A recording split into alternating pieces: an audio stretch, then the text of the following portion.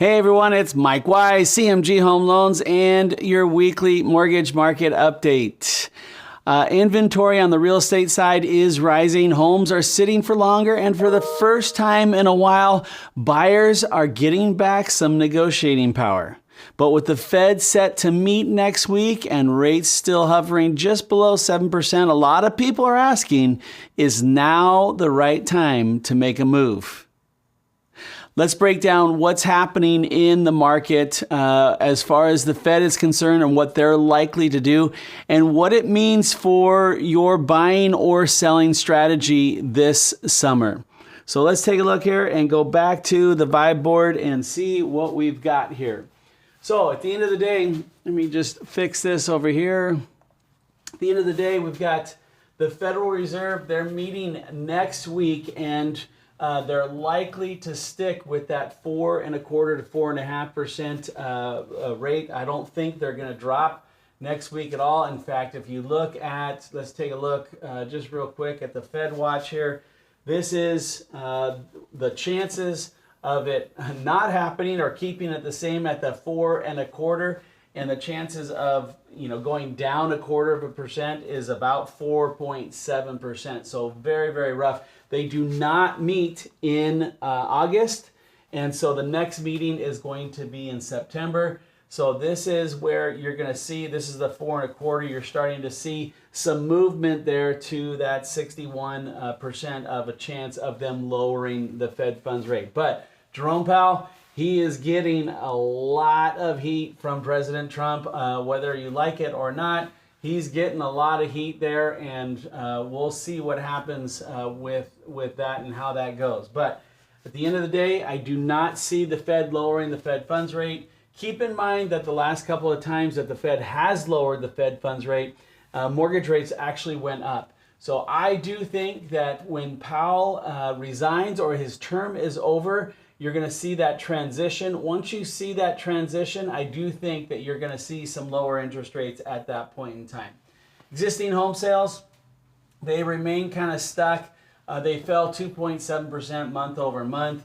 So they're not really moving anywhere fast there. So that's the home sales are not moving fast. But there's less competition on the market here. So there's not a lot of buyers out there. It has slowed down. So the buyers that are out there, they have some more negotiating power. You can see the property selling above list price. It's been trending down very slowly over since 2022, but it's been trending down here. And so there's not as many properties being sold above the list price. Realtor confidence, basically they feel like there's going to be more sellers than buyers out there, so inventory is going to start to go up there, and so that's not a great sign.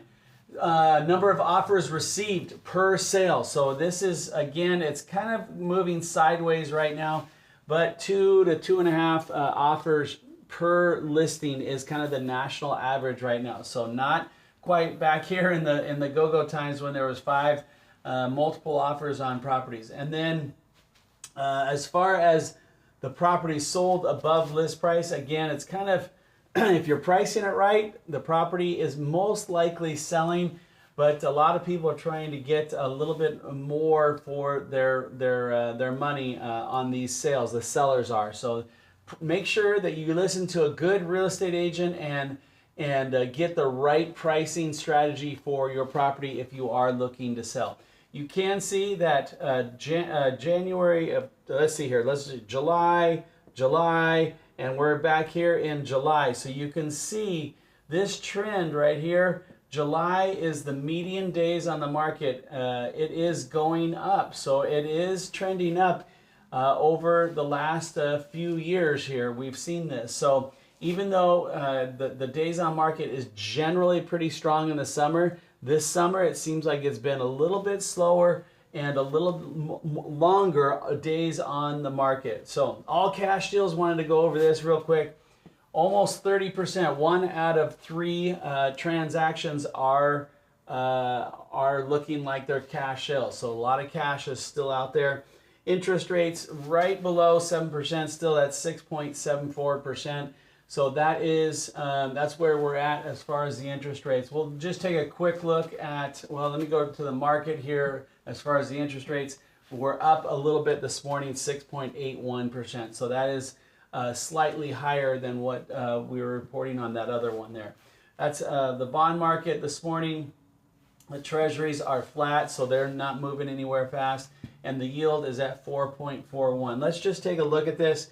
We're seeing technical trading. I know this is for some of you guys that are a little bit on the nerd side here, but basically this is the 50-day moving average right here. We're kind of sitting right at that 50-day moving average, and they're trying to get above there, but if they do, it could go up to 450, and interest rates could go up a little bit more. But this week we tried to get down here. These are the 25-day moving average, the 200-day moving average, and the 100-day moving average are all right here. We've kind of been closing the middle of the week. We were there, and then yesterday we jumped up a little bit, and this is called technical trading. Basically, there hasn't been much activity out there for the bond market to move, so you're kind of moving right in those averages there. So again, mortgage rates, they're just below 7%, 6.8%. So that is where we're at. I do hope that those will go down pretty soon. One of the things that I want to talk to you about today was I do have a video in this email that also goes over the big, beautiful bill as far as the tax ramifications for the real estate market. So I want you to take a look at that and see what you think of that. If you have any questions whatsoever, I will try and answer those for you. But hope you have a great weekend. I will be around this weekend to take any phone calls, and we will see you next week.